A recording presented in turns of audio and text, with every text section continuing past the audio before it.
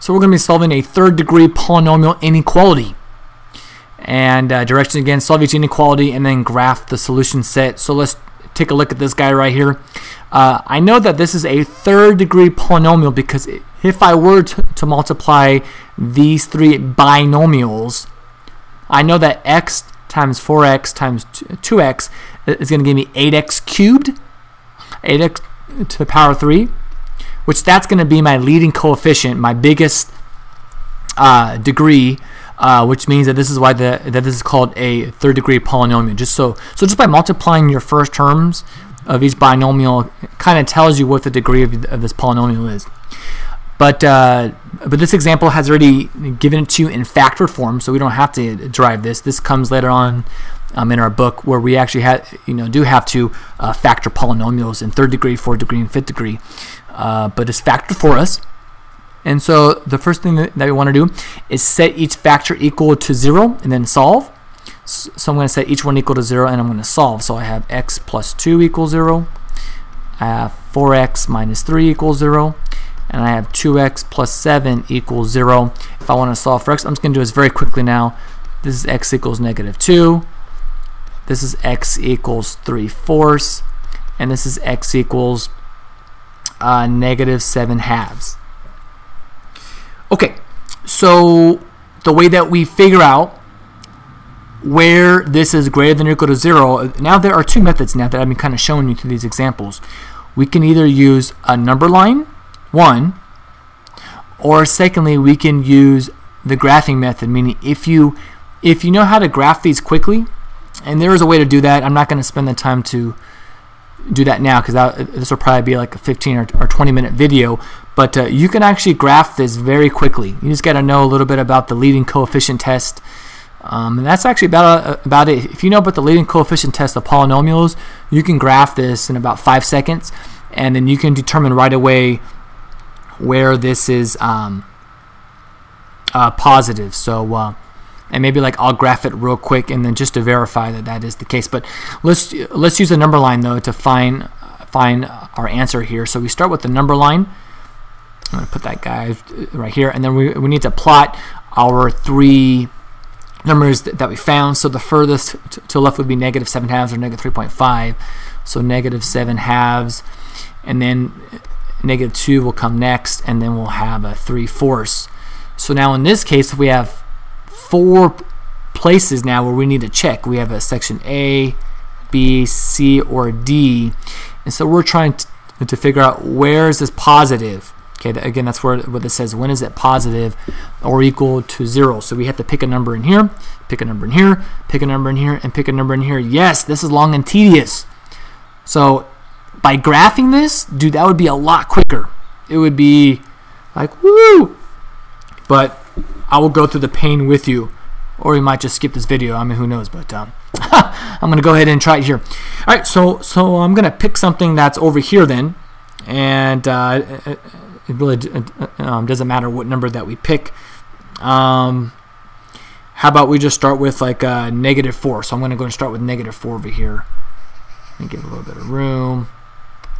So I'm going to do negative 4. So negative 4 plus 2 times 4 times negative 4 minus 3.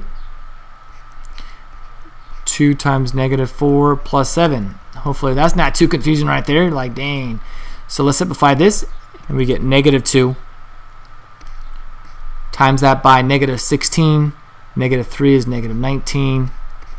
Negative 8 plus 7 is negative 1. Is this greater than or equal to 0? Well, we know that a negative times a negative times a negative is negative. So this is going to be false because a negative number is never greater than 0. So I'm going to come over here and put false.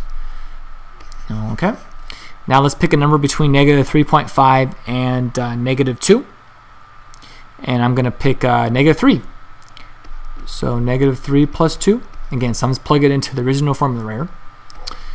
4 times negative 3 minus 3. 2 times negative 3 plus 7. Okay. So negative 3 plus 2 is negative 1.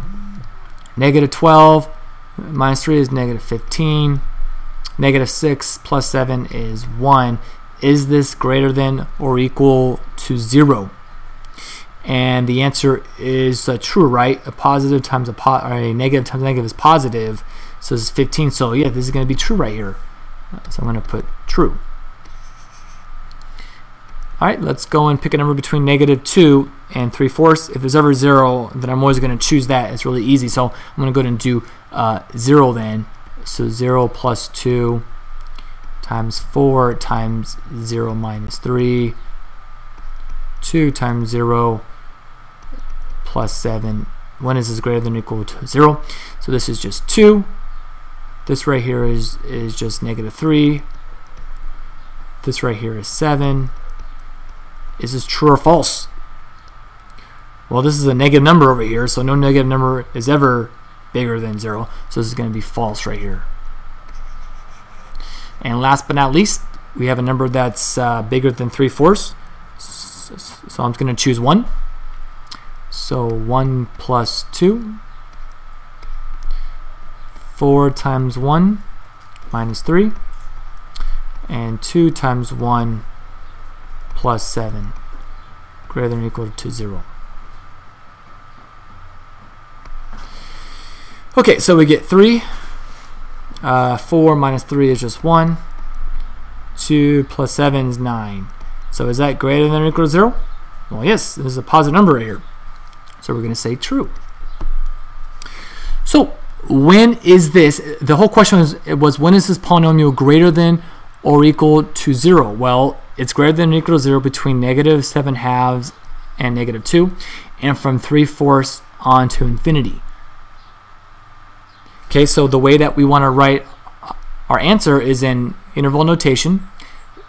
So it's going to be from negative 7/2 to negative 2 bracket. So that does this highlight part.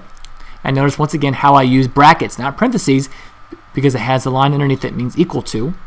Now watch this. Since we have two sets of true solutions here, I need to use the union symbol. It's kind of like a capital U.